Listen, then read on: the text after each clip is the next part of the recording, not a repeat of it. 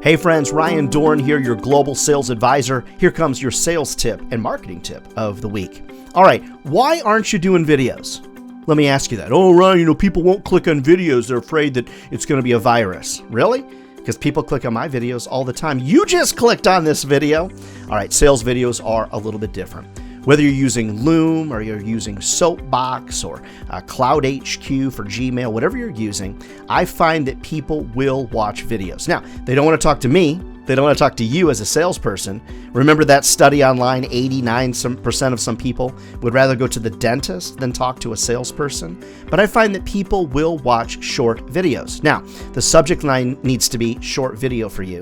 In the body of the email, it needs to say, "Hi, Julie, I recorded this very short video for you." But I like to take it one step further.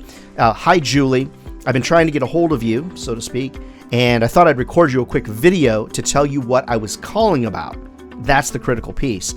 And then say the video is very, very short. So whatever tool set that you use, get good at videos. You don't need a big old fancy mic and a fancy background, but get good at videos because I believe that videos work in the prospecting process, in the pitching process, and even in the follow-up and close process. Now, it's not going to replace good old-fashioned sales meetings, but friends, we've got to get creative selling amidst COVID.